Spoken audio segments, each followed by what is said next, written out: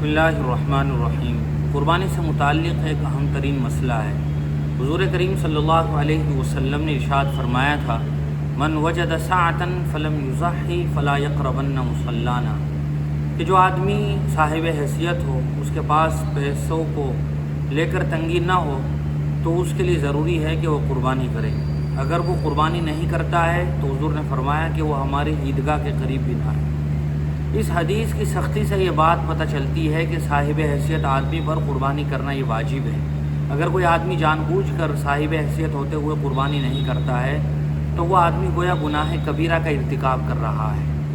اب اگر کوئی آدمی صاحب حیثیت تھا، اس نے قربانی نہیں کی، تو اب وہ کیا کرے گا؟ اپنی قربانی کی تلافی کیسے کرے گا؟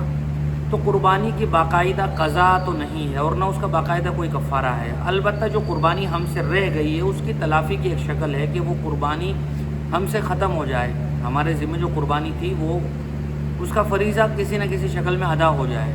تو علماء فرماتے ہیں کہ قربانی کے دن گزرنے کے بعد اس آدمی کے لیے ضروری ہے کہ وہ معتدل متوسط درجے کا، میڈیم سائز کا ایک بکرا یا بکری اللہ کی راہ میں صدقہ کرے، کسی غریب اور مستحق آدمی کو دے، یا جتنے پیسوں میں متوسط بکرا یا بکری آ سکتی ہو، میڈیم سائز کا بکرا یا بکری آ جاتا ہو، اتنے پیسے اللہ کی راہ میں صدقہ کر دے۔ یا تیسری شکل یہ ہے کہ آدمی بڑے جانور میں جتنا حصہ لے سکتا تھا جتنے پیسوں کا، ایک حصے کے پیسے وہ اللہ کی راہ میں صدقہ کر دے۔ مثال کے طور پر بڑے جانور میں 7 حصے ہوتے ہیں، ایک حصہ تقریباً 5,000، 5,500، 6,000 کا ہوتا ہے، تو آدمی اپنی چھوٹی ہوئی قربانی کی تلافی کے لیے 5,500 یا 6,000 روپے کے بقدر رقم صدقہ کر دے، تو اللہ تعالیٰ کی ذات سے امید ہے کہ اس کی جو قربانی چھوٹ گئی تھی اس کی تلافی کسی نہ کسی شکل میں ہو جائے گی اور آخرت میں پکڑ نہیں ہوگی، اور ساتھ میں توبہ و استغفار بھی کرے۔ تو یہ ایک شکل ہے اپنی رہ جانے والی قربانی کی تلافی کا۔ اللہ تعالیٰ ہم سب کو صحیح سمجھ نصیب فرمائے۔